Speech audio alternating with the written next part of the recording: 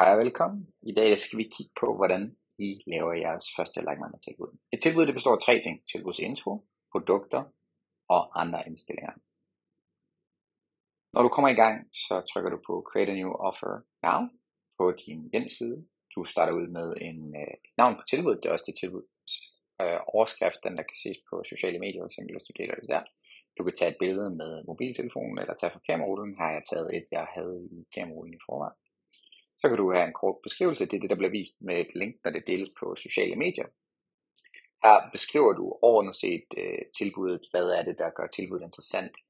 Hvad er den overordnede vinkel på det? Er det fordi det er interessante produkter til en rigtig god pris, eksklusive produkter eller hvad det er? Og måske noget omkring, hvor meget de kan spare i forhold til normalprisen. Du kan også beskrive, hvilke typer produkter, om det er en sammensætning af flere af den samme slags produkter, eller hvad det er, du har talt om. Så kan du lave en storytelling faktisk, hvor du kan tilføje nogle forskellige elementer. Jo mere du fortæller og beretter omkring produkterne, jo mere interessant er det typisk for kunderne. For eksempel, hvis det er blomster, kan det være noget omkring din blomsterbutik, hvem der har udvalgt det, osv.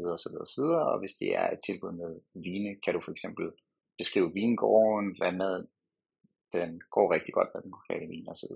Og her på produktsiden, der har vi et produktnavn, her en romantisk drømmebuket, og så kan du igen tage et billede direkte med mobiltelefonen, eller du kan tage fra kamerarullen.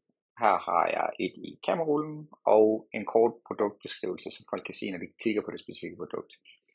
Prøv at gøre beskrivelsen interessant, forklare måske, hvad produktet egner sig til, eller hvad det er, og ikke bare holde det sådan super simpelt med information om milliliter eller størrelse af hvad det er. Gerne berette en lille smule mere. Og så pris selvfølgelig,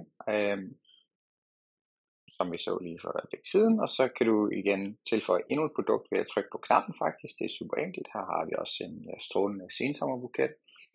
Du laver igen en sådan billedrig, kan man sige, beskrivelse og tilføjer en pris på produktet. Og hvis du vil, hvis der er en begrænset mængde af det her produkt tilgængeligt, så kan du også tilføje det, men det er noget, der er valgfrit. Og igen, add product for endnu et nyt produkt, eller du kan slette det, hvis du vil. Og så har du settings. Det handler alt sammen om tid, så hvornår starter tilbuddet, hvornår udløber du klikker bare i kalenderen. Og så, når vi har valgt et tidspunkt her, lad os sige, at det udløber kl. 14 for eksempel. Det betyder, at folk kan bestille indtil da.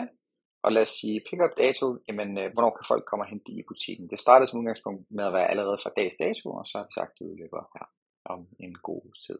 Så har du preview-muligheden her, hvor du kan se, hvordan tilbuddet ser ud for kundens vedkommende. Der har du igen tilbudsbeskrivelsen. Sørg for at tilføje så meget indhold du kan som muligt. Det er det, der gør det virkelig interessant for kunderne.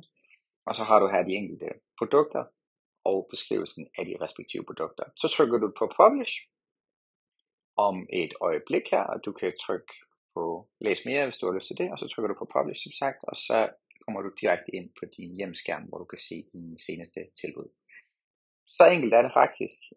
Og når du så har gjort det, så kan du kopiere linket direkte fra browseren og dele på Instagram, Facebook eller hvor det nu skal være. Tak fordi du så med, og tag endelig fat i os, hvis det er, at du har den mindste smule spørgsmål.